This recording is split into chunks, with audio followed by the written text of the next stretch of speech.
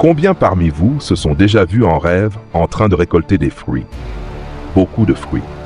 Avez-vous déjà vécu cela? Je vais vous poser quelques questions.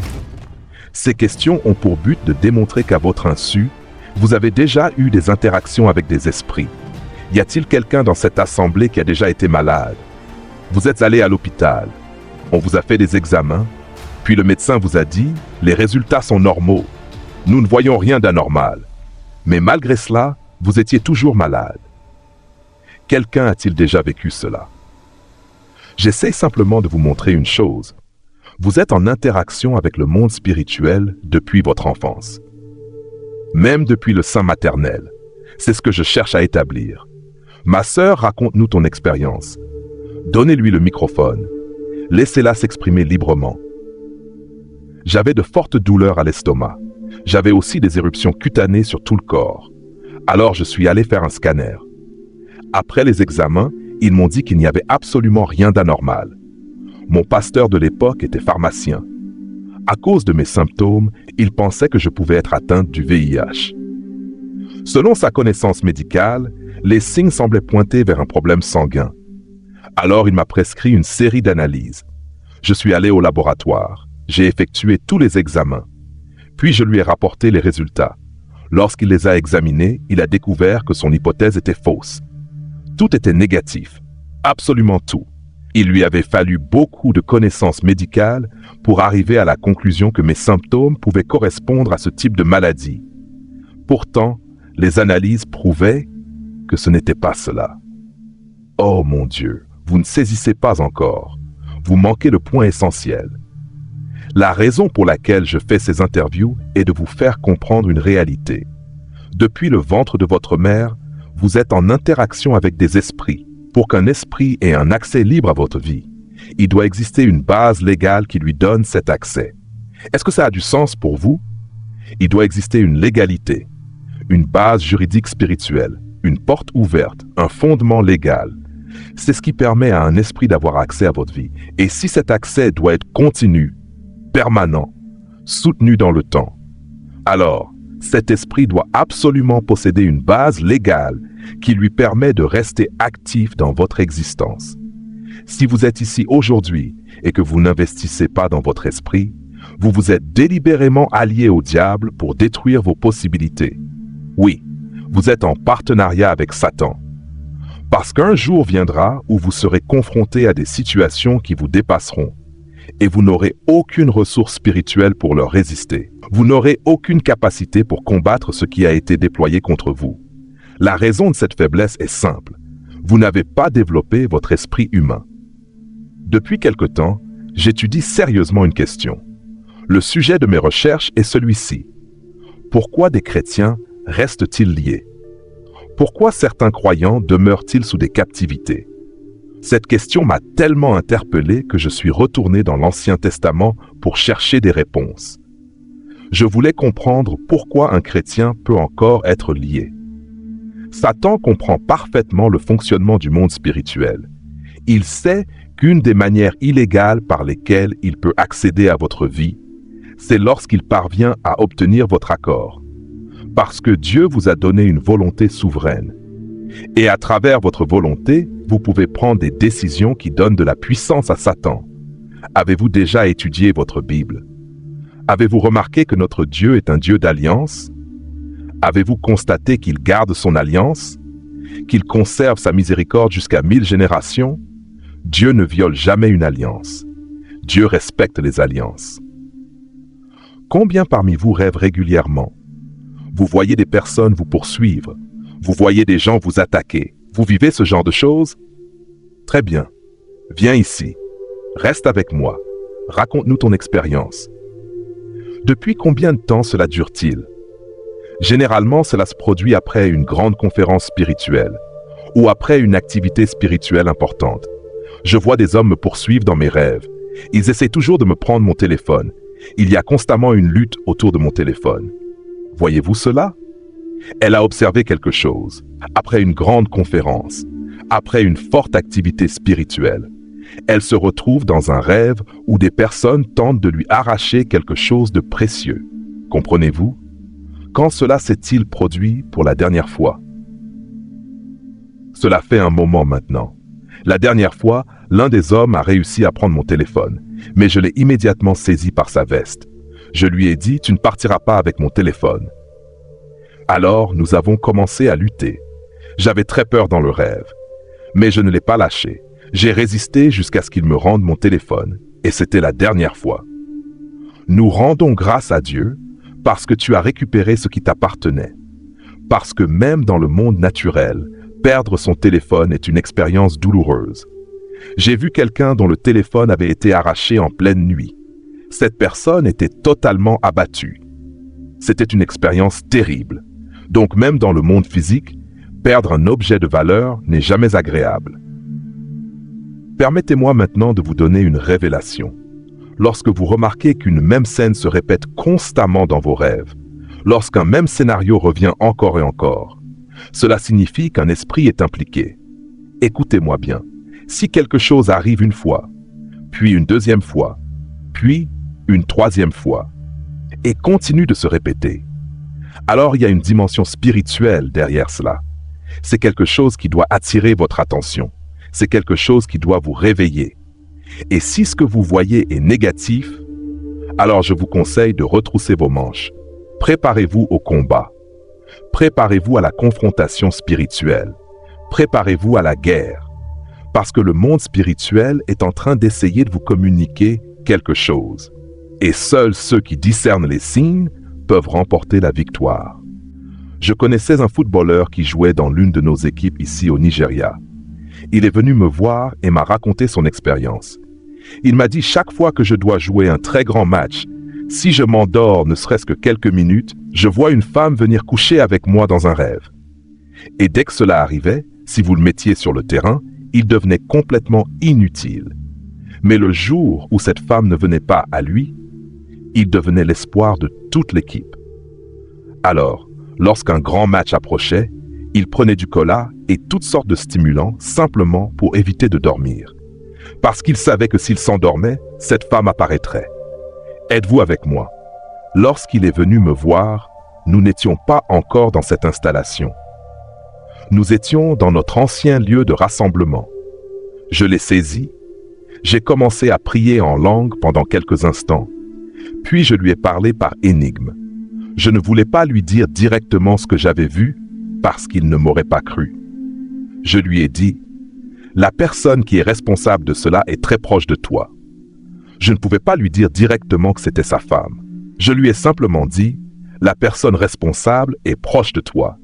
Et si nous prions, cette personne pourrait ne pas survivre. » Il répondit, « Pasteur, priez quand même. » Alors nous avons commencé à prier. Nous avons demandé au Seigneur de manifester son jugement. Et la raison pour laquelle j'ai prié ainsi, c'est parce que le Seigneur m'avait déjà donné le signal que le temps du jugement était arrivé. J'ai donc demandé au Seigneur d'intervenir. 2 semaines plus tard, l'épouse de cet homme mourut. L'homme revint me voir. Il me dit, « C'était donc ma femme ?» Comment aurais-je pu te le dire? À partir de ce jour-là, il ne vécut plus jamais cette expérience. Quel était le problème? Sa femme voulait qu'il abandonne le football et qu'il revienne à la maison. Mais lui refusait. Il voulait continuer à jouer. Alors, elle décida de le faire sortir du football par des moyens surnaturels, parce qu'elle provenait d'un environnement fortement enraciné dans le fétichisme et les pratiques spirituelles occultes. Le croyant moyen est négligent vis-à-vis de sa propre vie. Il ne prend pas sa destinée au sérieux, même si tu parles en langue, même si tu es charismatique, même si tu es rempli de feu. Le diable garde encore l'espoir de te contrôler un jour. Oui, il nourrit cet espoir. Il entretient cette espérance. Il croit fermement qu'un jour viendra où il aura l'occasion de prendre le contrôle de ta vie. Il espère qu'un jour tu deviendras négligent, qu'un jour tu relâcheras ta vigilance, et qu'alors tu lui remettras toi-même les commandes de ton existence, afin qu'il puisse imposer sa propre sagesse, afin qu'il puisse réguler ta vie, afin qu'il puisse manipuler ton destin. Êtes-vous toujours là? De la même manière, le Saint-Esprit espère que tu lui céderas la place. Il espère que tu te soumettras à lui, afin qu'il puisse prendre possession de tous les leviers de ta vie, afin qu'il puisse orienter ton existence dans la direction du dessein de Dieu. Y a-t-il quelqu'un ici qui vit la même expérience que ce footballeur? Soit une femme vient coucher avec toi dans un rêve, soit un homme vient coucher avec toi dans un rêve. Tout ce que j'ai fait à travers ces entretiens avait un seul objectif. Vous montrer que, sans même vous en rendre compte, nous sommes constamment en interaction avec des esprits qui cherchent à nous maîtriser, des esprits qui cherchent à influencer nos possibilités. Alléluia! Je dis, Alléluia! Amen! Combien parmi vous, alors que vous étiez à l'université, vous voyez régulièrement en rêve votre ancienne école secondaire, comme si vous étiez retourné dans le passé? Et cela revient encore, et encore, et encore. Oui, Freeman, viens, raconte-nous ton histoire. La raison pour laquelle je fais cela est simple. Je veux vous faire comprendre que vous avez toujours été en interaction avec des esprits, mais vous ne le saviez pas. La première fois dont je me souviens, j'étais encore à l'université. Je me suis vu dans mon uniforme de lycée. Je marchais dans l'enceinte de l'établissement.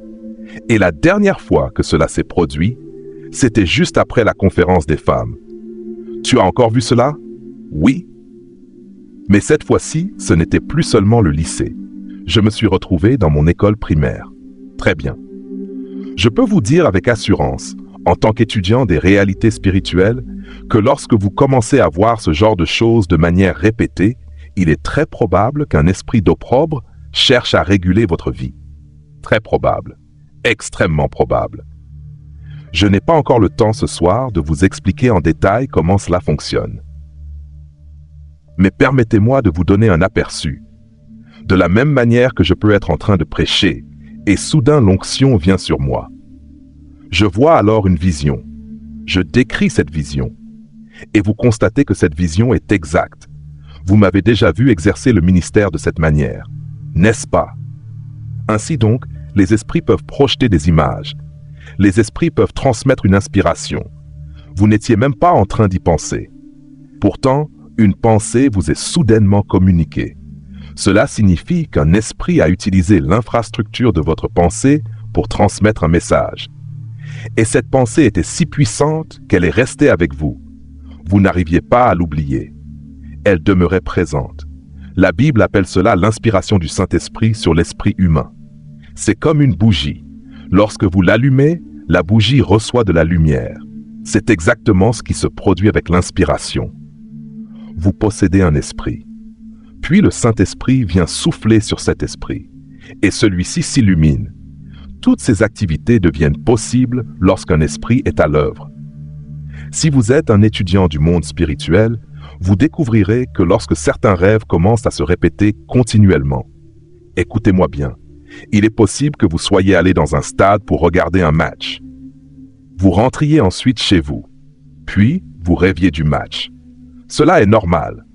Cela relève simplement de la capacité naturelle de votre âme à reproduire ce qu'elle a observé. Mais ce n'est pas de cela que je parle. Je parle de quelque chose auquel vous n'aviez jamais pensé, quelque chose que vous n'aviez jamais imaginé. Rien n'avait créé ce scénario dans ton esprit. Tu n'avais jamais imaginé une telle chose. Et pourtant, cela commence à se reproduire.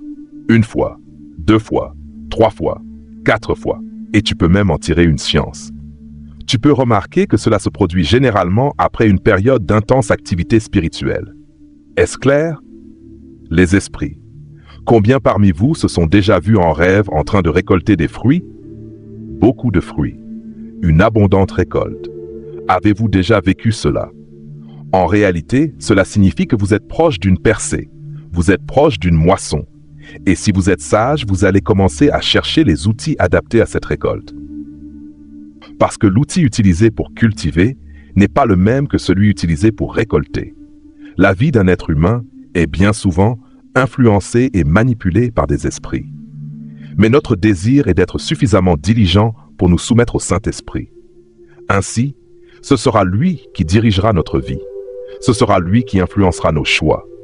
Et lorsque quelque chose d'autre voudra prendre le contrôle de notre destinée, que sa jalousie divine se lève, qu'il se dresse en notre faveur, qu'il combatte pour nous, car lorsqu'il est vrai que tu es totalement soumis à sa volonté, il devient jaloux de toi. Alors il combattra ceux qui te combattent. Il combattra les hommes qui s'opposent à toi. Il combattra les esprits qui cherchent à te résister. le combat ne s'arrête jamais, mais devient l'ami du Saint-Esprit. Je me souviens d'un jeune homme, un garçon brillant, extrêmement intelligent. Il avait obtenu un diplôme avec mention très honorable, puis il partit accomplir son service national. Après la cérémonie de fin de service, il était en route vers son domicile, et il mourut à Lokoja. L'accident n'était même pas particulièrement grave. Pourtant, il fut le seul à mourir. Avant ce jour-là, il racontait souvent à ses amis les rêves qu'il faisait. Il voyait régulièrement des cercueils apparaître devant lui, encore et encore. Mais il ne fit rien, jusqu'à devenir lui-même le prophète de sa propre destruction. Je me souviens aussi d'un homme qui, pendant près d'un mois, voyait presque chaque nuit un chien venir le mordre à la main droite, toujours au même endroit. Il ne fit rien, absolument rien, jusqu'au jour où la scène se produisit physiquement. Il se rendait quelque part lorsqu'un chien surgit et le mordit exactement à l'endroit qu'il voyait dans ses rêves. La blessure ne guérit jamais, jamais. Elle ne se referma jamais, jusqu'à sa mort. Les esprits. Si tu savais réellement que les esprits cherchent constamment un accès à ta vie, tu ne vivrais pas avec autant de négligence. Si tu commences à vivre dans l'immoralité, des esprits impurs commenceront à te dominer. Et ces esprits ouvriront ensuite la porte à des puissances encore plus méchantes. Elles trouveront un accès à ta vie, même si tu continues à parler en langue. Satan cherche une occasion, une opportunité, un point d'entrée. Il cherche un moyen de prendre le contrôle des centres de décision de ta vie et de les maîtriser. C'est pourquoi tous les véritables hommes spirituels se ressemblent. Ils vivent dans une discipline rigoureuse. Ils exercent une sainte sévérité envers eux-mêmes, afin de ne jamais donner à Satan une occasion de les atteindre. En revanche, ils manifestent beaucoup de bonté et de miséricorde envers les autres. Ils permettent à la puissance de Christ de couler à travers leur vie vers un monde qui se meurt. Et dans leur relation avec Dieu, ils demeurent secrètement purs. Ils se ressemblent. Pouvons-nous prier? Premièrement, disons, Seigneur, aide-nous à ne pas être négligents. Aide-nous à discerner les signes, à lire les signes, à comprendre les signes avec intelligence, à interpréter correctement les signes. Car des signes nous entourent continuellement, parce qu'il y a constamment des activités dans le monde spirituel. Donne-nous la capacité de lire les signes, de lire les signes. Nous devons être capables de lire les signes. Lorsque les esprits sont à l'œuvre, ils remplissent le corridor de leurs opérations de signes. De nombreux signes, des indices que nous pouvons percevoir, des éléments que nous pouvons étudier, des schémas que nous pouvons analyser. Accorde-nous la grâce de ne pas vivre dans la négligence. Donne-nous la capacité de discerner les signes. Vivifie-nous afin que nous sachions quoi faire. Comme des combattants pour leur destinée, des combattants pour les promesses de Dieu, des combattants pour les desseins du Saint-Esprit. Nous avons besoin de sagesse pour interpréter les signes. Car rien n'arrive soudainement dans le monde naturel. Il y a toujours des signes précurseurs. Toujours. Et lorsque tu es vivant dans l'esprit, tu peux voir ces signes.